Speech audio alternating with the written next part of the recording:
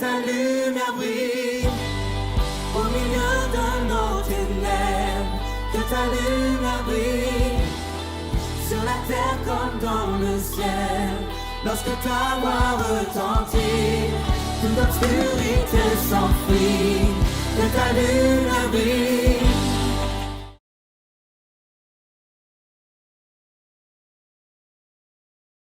Deux, trois, Bonsoir à tous, j'espère que vous avez passé une bonne semaine. Nous allons chanter parce que Dieu est là, parce qu'il est parmi nous, qui nous protège. Nous allons lui élever des palais de louanges, un trône de reconnaissance, parce qu'il est notre Dieu et qu'il le mérite amplement. Chantons, car Dieu est là, poussons des cris de joie. Laissons-lui un trône de reconnaissance, un palais de louange. Chantons le roi des rois, ton amour durera. Et quand on le loue, sa gloire descend sur nous dans son temple ici-bas. Chantons car Dieu est là.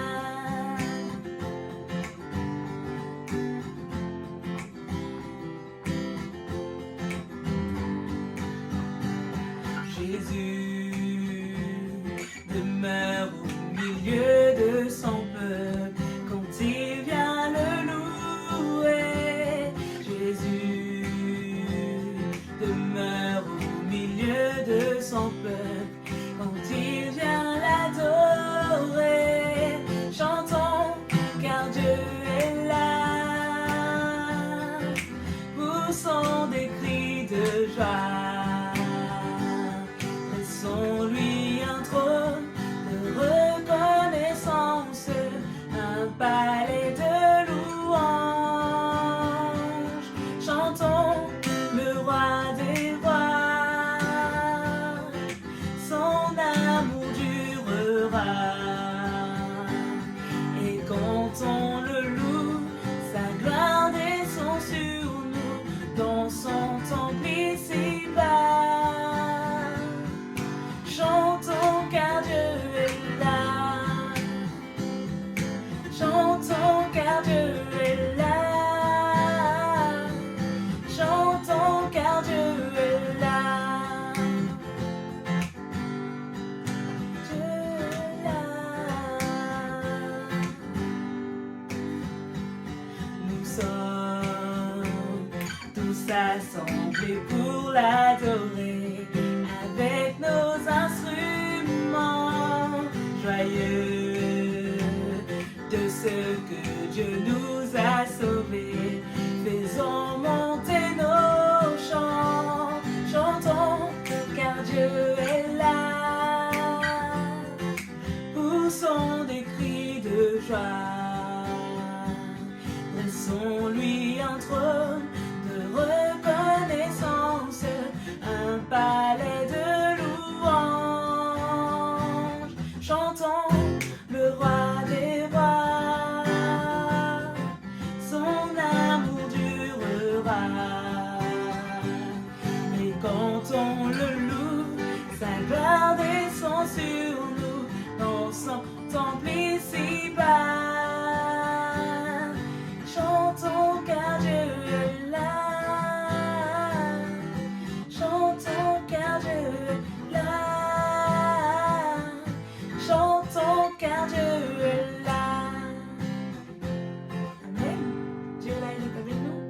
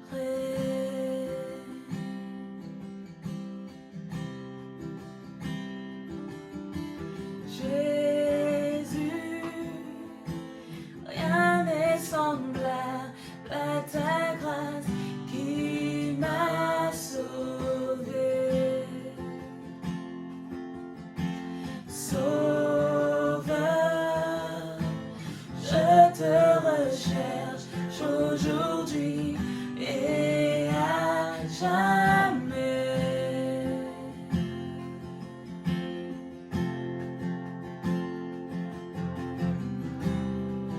Tel que je suis, je viens à tes pieds. Humblement je me tiens devant ta majesté. En toi je sais que j'ai tout trouvé. Dans ton amour sans fin, dans ton amour sans fin.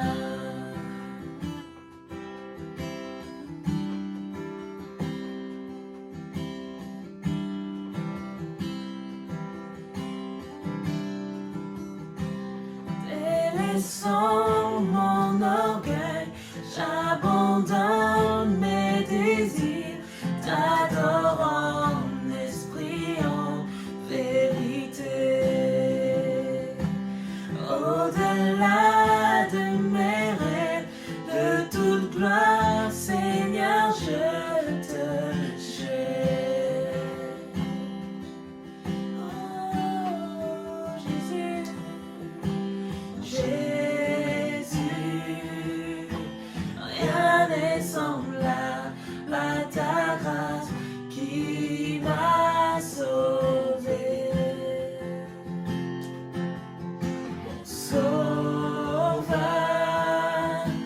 je te recherche aujourd'hui et à jamais. Encore une fois, Jésus.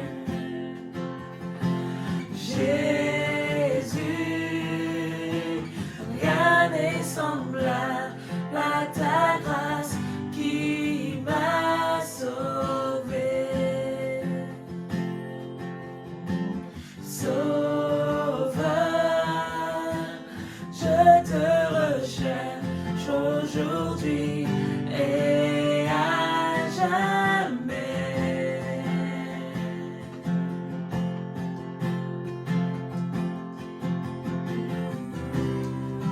Tel que je suis, je viens à tes pieds. Humblement je me tiens devant ta majesté. En toi je sais que j'ai tout trouvé. Dans ton amour sans fin, dans ton amour sans fin. Tel que je suis, je viens à tes pieds. Humblement je me tiens devant ta majesté. En toi je sais que j'ai tout trouvé. Dans ton amour sans fin, dans ton amour sans fin. Gloire à Dieu, c'est une grande joie. C'est une grande joie de pouvoir être avec vous pour ce culte, pour ce moment où nous allons passer du temps. Il y a beaucoup de choses qui peuvent enlever la joie, qui peuvent nous troubler. Nous avons vécu une semaine assez harassante avec un reconfinement, avec d'autres problèmes de sécurité intérieure. Et nous voulons croire que malgré tout, nous pouvons trouver espoir, espérance dans le Seigneur, en Dieu qui sait venir à nous. J'ai abordé la semaine dernière, et je continuerai Dieu voulant, sur cette thématique qui est les puits qui désaltèrent et qui bénissent. Et je pense que même si les choses sont moins faciles, si la liberté est un peu plus restreinte, nous pouvons être à puiser cette eau qui est bonne, cette eau vive, pour recevoir quelque chose qui va nous amener à un rafraîchissement personnel. Je parlais et je voulais inciter les uns et les autres. J'espère que vous êtes toujours dans cette même attitude. Je parlais la semaine dernière des puits qui sont là et notamment de Jésus qui nous invite à puiser. Et je crois que nous voulons, comme le dit ce passage de Néhémie, crions de joie, l'eau a jailli du puits. Et puis nous voyons dans la Bible, il parlait des puits, il parlait d'Abraham, il parlait d'Isaac, de Jacob. Il est parlé de différents puits, différentes réserves, citernes et autres. Et aujourd'hui, le thème de mon message, c'est quelque chose qui va nous concerner, qui va vous concerner, qui va te concerner. Et le thème, le titre du sujet d'aujourd'hui, c'est « Construire un puits chez toi ». Construire un puits chez toi. Qu'est-ce que cela implique ?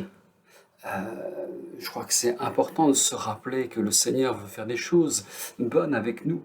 Il est bon de se rappeler que pour construire quelque chose, ce n'est pas toujours aussi simple que cela. Construire un puits, ce n'est pas simple, et nous l'aborderons tout à l'heure. Et puis, il faut être honnête que avoir un puits, ça peut comporter des dangers, et nous en parlerons quelques instants. Mais il n'y a pas que des dangers, il n'y a pas que des difficultés, il y a aussi une grâce, une provision d'avoir un puits chez soi. Et nous allons aborder ces quelques sujets rapidement ensemble, et que Dieu nous bénisse. Je crois qu'il est important d'avoir soif. Quand on voit Jésus qui était là près du puits, il va demander à cette femme samaritaine, « Donne-moi à boire ». Et cette femme ne va pas comprendre. Comment toi qui es juif, me demandes-tu à boire, moi qui suis une femme samaritaine? Et Jésus dira cette chose merveilleuse, si tu connaissais le don de Dieu et qui est celui qui te dit donne-moi à boire, tu lui aurais toi-même demandé à boire et il t'aurait donné de l'eau vive. Est-ce que nous n'avons pas envie d'être rafraîchis dans notre âme? Est-ce que nous n'avons pas envie de paix? Est-ce que nous n'avons pas envie de venir au Seigneur? Je crois que c'est une chose importante, une chose bonne de pouvoir venir à lui. Il y a des contraintes qui sont là propres à la construction. Il y a des choses qui sont difficiles lorsque l'on construit. D'abord, quand on veut construire par exemple un puits, construire une maison, construire autre chose, il faut se dire mais comment on fait? Où l'on fait? Qu'est-ce que l'on fait? Il y a un texte dans l'évangile de Matthieu au chapitre 7 et au verset 24. Là, ce n'est pas un puits dont il est parlé, mais c'est une maison. Et particulièrement, il est parlé de la construction de deux maisons qui vont avoir une fondation tout à fait différente.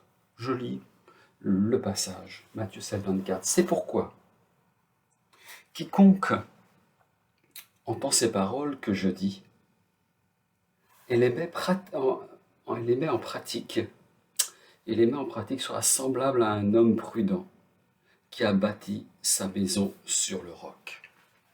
La pluie est tombée, les torrents sont venus, les vents ont soufflé et se sont jetés contre cette maison, et elle n'est point tombée parce qu'elle était fondée sur le roc. Mais quiconque entend ces paroles que je dis et ne les met pas en pratique sera semblable à un homme insensé qui a bâti sa maison sur le sable. La pluie est tombée, les torrents sont venus, le vent a soufflé et ont battu cette maison. Elle est tombée et sa ruine a été grande. Amen. Avec quoi construisons-nous? Avec qui aussi et pourquoi construisons-nous? Il est dit dans un psaume, si Dieu ne bâtit, si l'Éternel ne bâtit la maison, ce qu'il a bâti, ce travail est en vain. Je crois qu'il est bon lorsque on a conscience qu'il y a une source d'eau, lorsqu'il y a Jésus qui est là, qui veut faire quelque chose, de savoir ce qu'il faut faire. Il faut que tu construises tel un puits dans ta vie. Mais il faut savoir avec qui on va construire. Avec qui on va construire ce puits. Si l'Éternel ne bâtit la maison. Autrement dit, si je paraphrase, si l'Éternel ne bâtit le puits. À un moment donné, Jésus dira, mais je bâtirai mon Église. Et pourquoi construire? Pourquoi faire cette construction? Je crois qu'il est bon d'entretenir la vie. Il est bon de pouvoir puiser dans nos ressources quand on voit toute cette sécheresse, quand on voit toute cette ardeur, quand on voit toute cette difficulté de la vie. Je crois qu'il est bon de savoir que il y a une raison pour ça, un but pour cela. Parce que là où nous serons, si cette eau, elle vient nous abreuver, si cette eau divine, elle vient nous abreuver jour après jour, minute après minute, il y aura quelque chose d'excellent. Et on peut se dire, mais comment faire? Je crois qu'il y a plusieurs réponses à cela. D'abord, quand on dit comment, il y a un but dans un puits. Il y a un but à pouvoir se retrouver face à face avec Dieu, de pouvoir retrouver celui qui apporte la vie. Donner de l'eau. Donner de l'eau le plus souvent possible, avec le plus de facilité et en quantité suffisante. Voilà le but d'un puits, mais je dirais spirituellement parlant, il y a quelque chose pour toi. Il y a le Seigneur qui veut te donner avec grâce, avec fluidité, avec bonté, avec rafraîchissement. Et puis, ce but, et il y a aussi quelque chose de pratique. Si chercher le précieux breuvage qu'est l'eau est trop difficile, peut-être que quelqu'un ira en chercher ailleurs. Si l'eau est amère, si l'eau n'est pas bonne, peut-être quelqu'un ira ailleurs. Si l'accès au puits, si l'accès à l'eau est dangereux, et je pense par exemple à une mare d'eau où il y a des fauves, où il y a des lions, bien peut-être que quelqu'un n'y viendra pas. Le puits permet d'avoir un repère pour pouvoir aller puiser cette eau. Et puis quand je regarde un puits, il y a les matériaux, la mise en œuvre de la construction de ce puits, du bâtiment. Et je crois que lorsque l'on veut faire quelque chose, avec Dieu, lorsque l'on veut regarder à ce que le Seigneur veut nous donner, veut nous apporter en bonté, en eau abondante, il y a quelque chose qu'il faut faire, c'est de s'asseoir, s'arrêter de calculer à la dépense.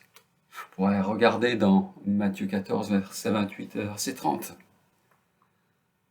Il est parlé de bâtir une tour, là c'est pas une maison, c'est pas un puits. Mais il est dit que si quelqu'un de vous veut bâtir une tour, il s'assoit d'abord et calcule à la dépense.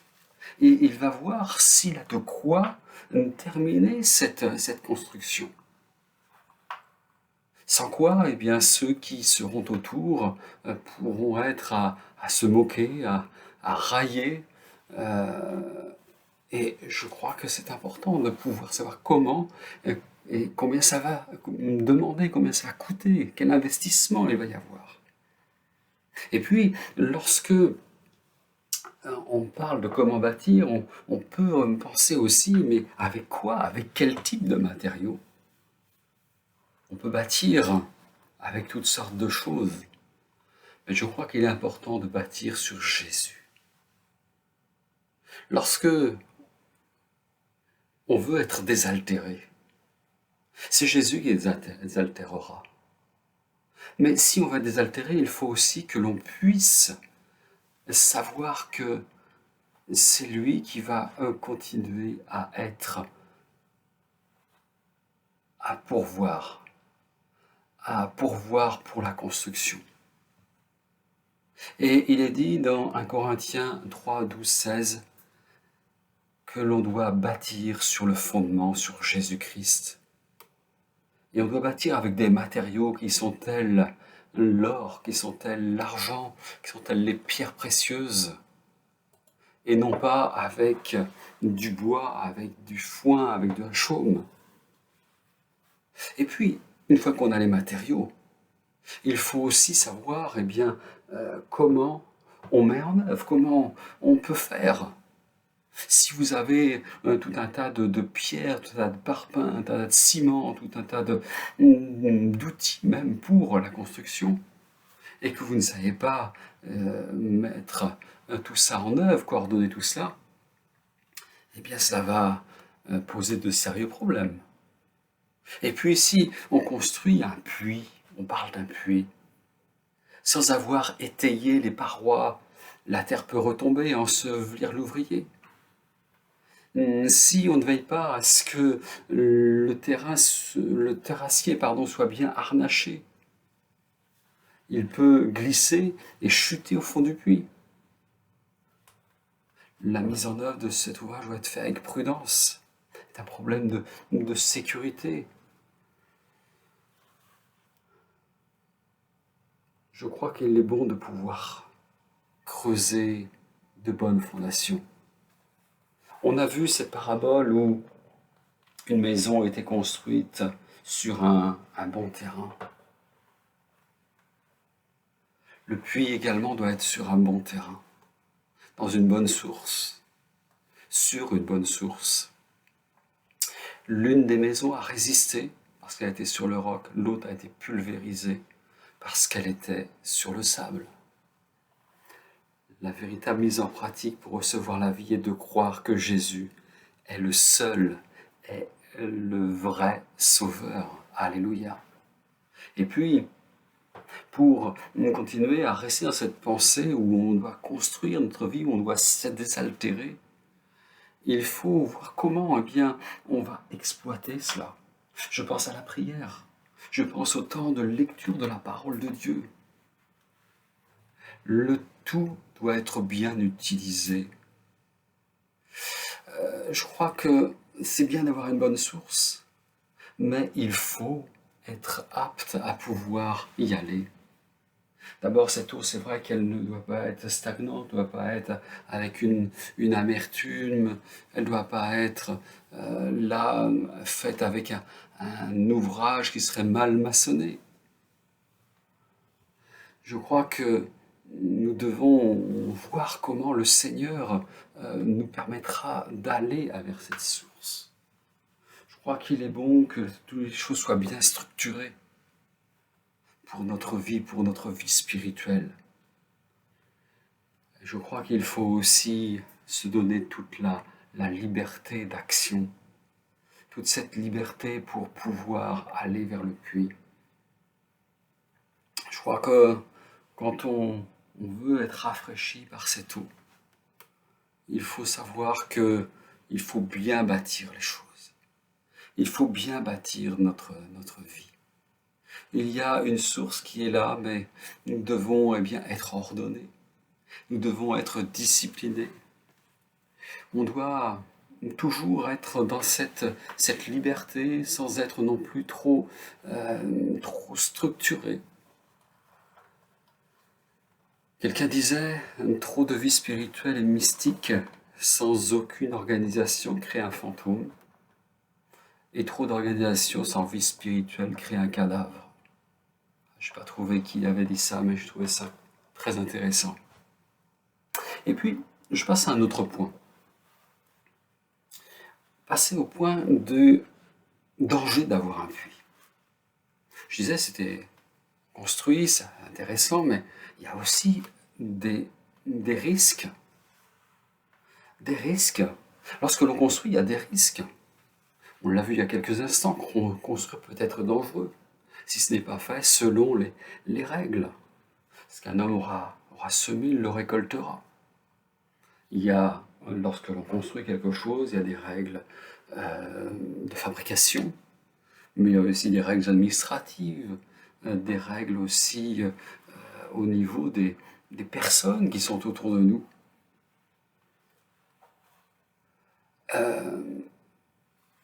Il y a aussi dans les dangers quelque chose qui paraît peut-être un peu surprenant, mais les jalousies que vont susciter le puits. Celui qui a une bonne vie spirituelle, celui qui va puiser cette bonne eau, on peut se rendre compte que parfois, au lieu que ceux qui nous entourent se réjouissent, eh bien, ils vont être avec de la jalousie. Tu as réussi. Tu réussis dans ta vie professionnelle. Tu réussis dans l'équilibre familial. Eh bien, on voit certains qui ne vont pas se réjouir de cela, hélas. Et on voit comment les puits ont suscité des jalousies. Et si vous reprenez ce qui s'est passé avec les serviteurs, les bergers d'Isaac, eh bien, nous voyons comment ça a été compliqué, les bergers d'Abraham, de Lot. Et puis, il y a quelques écueils aussi parfois dans l'exploitation d'un puits. Parfois, alors que la grâce doit avoir une source d'eau, pourrait n'apporter que joie, paix et satisfaction, on se rend compte que cela peut engendrer des tracas, de la crainte, des coups, et cela devient un souci. Alors que ça devait être une bénédiction tout à coup, eh bien cela devient comme quelque chose de pesant, quelque chose qui serait presque dangereux. Parfois il faut réfléchir à cela aussi. Avoir un puits plus profond, un puits plus grand, cela peut être enviable. Et parfois, est-ce qu'on va être capable de pouvoir aller plus loin? Un autre point encore, j'avance sur cette grâce. Et là, au lieu de parler des dangers, je vais parler de cette grâce d'avoir un puits, la provision que produit le puits. Et avoir un puits, pouvoir s'abreuver près du Seigneur, cela va être quelque chose de riche. Avoir un puits, c'est beau. Avoir de l'eau qui vient, c'est beau. Avoir de l'eau du ciel qui vient, c'est beau. Avoir un robinet d'eau, c'est beau. Je ne t'ai jamais extasié de voir un robinet. J'avoue que moi non plus. J'avais pas pensé à cela. Mais parfois, on devrait se réjouir de cet instrument qui permet que l'eau vienne. Avoir cette eau vive qui vient du ciel. Avoir le salut en Jésus, c'est une richesse. Avoir été racheté par le sang précieux de Jésus, c'est une richesse. Être rempli de l'Esprit de Christ, de l'Esprit de Dieu, du Saint-Esprit, c'est une richesse. Alléluia. Et je crois que ce puits, cet endroit où tu peux puiser cette eau, il est à toi. Il est à toi. Et tu en es le gestionnaire. Le puits t'est personnel. Et c'est toi qui dois le construire. C'est toi qui dois le bâtir. C'est toi qui dois le gérer. Et c'est toi qui dois en prendre soin. Et en tirer le meilleur. Tu auras toujours cette responsabilité de voir les autres se détourner du puits qui leur est confié. Mais toi, mais moi, que faisons-nous de Jésus? Que faisons-nous de celui qui nous donne cette grâce, cette vie? Qu'est-ce que tu fais? Qu'est-ce que tu feras de Jésus? J'aimerais, pour ne pas être trop long, me rappeler ces paroles. Ces paroles qui nous parlent de Jésus, qui donne cette possibilité de bâtir sur le fondement. Il est écrit, et je vais faire cette lecture pour vous, dans 1 Corinthiens 3, versets 12 à 16.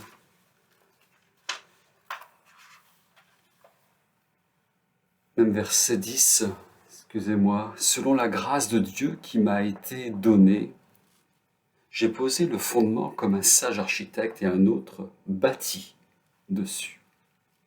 Mais que chacun prenne garde à la manière dont il bâtit dessus. Car personne ne peut poser un autre fondement que celui qui a été posé, savoir Jésus-Christ. Or, si quelqu'un bâtit sur ce fondement avec de l'or, de l'argent, des pierres précieuses, du bois, du foin, du chaume, l'œuvre de chacun sera manifestée, car le jour la fera connaître, parce qu'elle se révélera dans le feu, et le feu éprouvera ce qu'est l'œuvre de chacun. Si l'œuvre bâtie par quelqu'un sur le fondement subsiste, il recevra une récompense. Si l'œuvre de quelqu'un est consumée, il perdra sa récompense, pour lui il sera sauvé, comme au travers du feu. Ne savez-vous pas que vous êtes le temple de Dieu et que l'Esprit de Dieu habite en vous? Amen. Amen.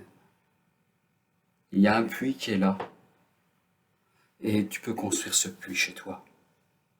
Nous avons lu tout à l'heure le psaume 127, 1 et 2, si l'Éternel bâtit la maison, ceux qui la bâtissent travaillent en vain. Je crois que dans ces temps où il y a peut-être une soif toute particulière de voir autre chose, la véritable source, la véritable eau vive, elle sera là chez toi, où tu pourras construire quelque chose de merveilleux, quelque chose de glorieux, un puits qui sera là à te rafraîchir, à te donner cette eau vive. Ne sais-tu pas que tu es le temple de Dieu? Tu es le temple de l'Esprit, que des eaux peuvent venir chez toi, en toi, et que cette eau, elle sera là, et nous en parlerons la prochaine fois, Dieu voulant, elles seront là à se déverser. Tu pourras partager cette eau que tu as pour ceux qui t'entourent, pour ceux qui sont dans ta maison, pour ceux qui sont là autour de toi, même si tu ne peux pas sortir à cause du confinement. Que Dieu te bénisse, que Dieu t'accompagne, que Dieu nous aide à pouvoir bâtir correctement chez nous un puits. Amen. Alléluia. Seigneur, nous voulons te bénir, nous voulons te remercier pour ta grâce. Nous voulons te remercier parce que tu nous apprends à œuvrer, à bâtir, même si parfois nous ne sommes pas des spécialistes, nous ne sommes pas des experts de la construction, de comment bien bâtir notre vie. Mais ce que je remarque, c'est que tu es toujours là pour nous guider. Tu es là pour nous guider dans le choix des matériaux, le choix des lieux, le choix des constructions. Et Seigneur, je veux te rendre grâce aujourd'hui pour ce que tu fais. Je te prie en ces temps de sécheresse, ces temps de difficulté, d'apporter une bénédiction toute particulière pour nos amis qui sont là, que vraiment tu les accompagnes comme tu nous accompagnes. Merci Seigneur de nous donner, de pouvoir être désaltérés jour après jour et plusieurs fois par jour même à ce rocher des siècles, à ce puits qui donne cette eau bienfaisante, à cette source qui est là bienfaisante. Oui, que la gloire et l'honneur te reviennent, Jésus. Que ton nom soit béni. Merci Seigneur. Amen. Que Dieu vous bénisse et à très bientôt.